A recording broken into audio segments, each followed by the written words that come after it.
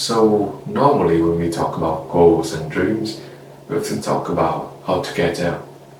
And people often tell you about practical parts about if you're on social media, you have to post daily, or if you're on a job or any skills, or if you're in accounting, you have to get this degree or many things about.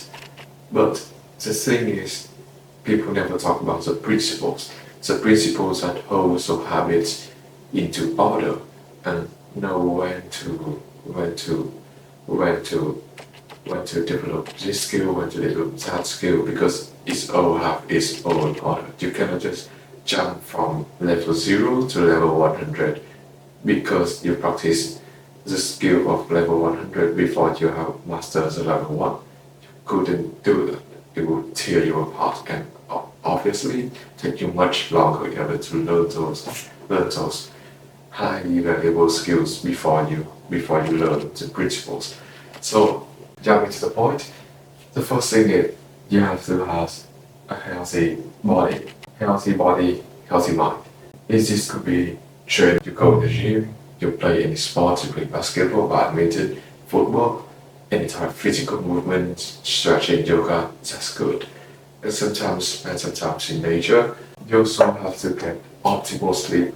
I very much recommend everyone watching this video sleep at least 7 hours to 8 hours per day, if not more than that, because a lot of people sleep more than that, or maybe some people only need to sleep 4 hours per day, but that's a very special person. And so just sleep virtually more than 7 hours a day, and also optimize the environment surrounding your sleep.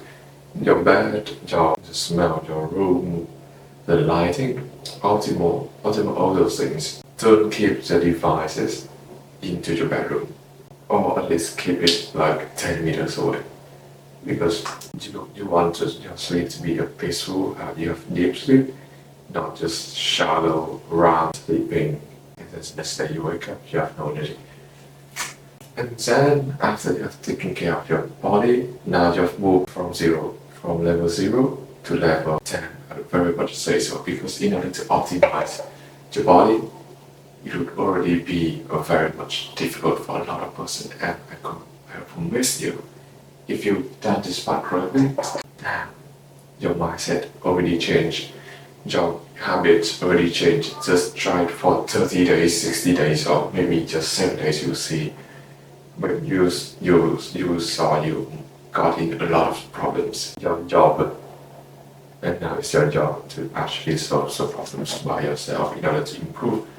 And so come to level 2, impacting other people. Now another word for impacting other people is financial goals. Why do I say impacting instead of financial, right? Because in order to make money, you have to make as much impact, as much value to society. You want to get more money, you have to give out more than you take in. It's all just how life works. You look at any billionaire in the world, they have great skills, they have great impact on the world, they dominate clarity, the influence, the communications. If you meet them in real life, I've met only a person who make more than 10k a month, and the impact on other people would have much more than the ordinary people, right?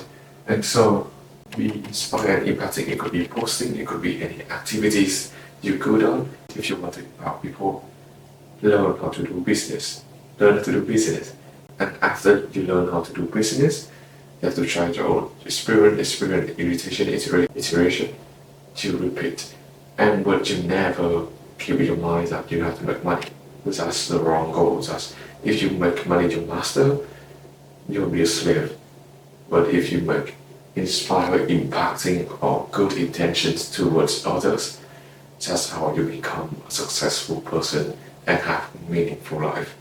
You are accumulating wealth, you just build up wealth, you don't do anything with it, you don't help other people, you only think about yourself, your family, and you don't think about society. That's not a good way to live, man. So let's talk more about inspiring. How can you inspire correctly? So if you know the ikigai map of the Japanese, is where on what you're good at, what the people need, the money, and also one factors. You list out everything, and in the middle, you only have a few things. And then you experiment it, boom, how can you inspire people by that way? And just now we're done with the two most important parts, but the other three is much more, I say keys. It's the real thing you have to focus on, because the first two pillars would help you to become a non-broke person, but wouldn't make you become a successful person or a wealthy person. Academic intelligent. A lot of people neglect the importance of academic intelligence, like reading, listening, mathematically analyzing, and things like that. Academic intelligence is one of the most important aspect you have to train. Now, if you're in school, of course, this is because you already have the environment, but I really know that school wouldn't be enough. So do some more things, do more advanced level, that's same subjects, or find out some research reports, analyze it, go on YouTube, learn something. And if you're an adult, you're in a company, just learn critical thinking, problem solving, things like that is all in academic intelligence. You need to have at least some skills in these categories. Now if you're an accountant, learn how to read faster, learn how to read deeper, learn how to analyze numbers. If you're a trainer, if you're a coach, so learn how to make the reports more easier to read for your clients. Learn how to communicate better. Learn how to systemize your life. Learn how to systemize and learn how to operate your schedule. Just be very much, and it's all in academic intelligence. Now, what do we have here? We have IQ. We have financial. We have soft skills. We have financial goals. We have physical goals. And now what do we lack of? We lack creativity. Now, if you don't know this, creativity is based on the knowledge we have and the knowledge we realize we don't have. And based on that, we have some crazy ideas, and that's how creativity started to come. Ideas don't shape in its truest form from start. It's shaped from the experiment and that first crazy thinking you had from the previous knowledge you have learned. And so art is what gives you the most creativity in the world. Steve Jobs learned literature or some kind of writing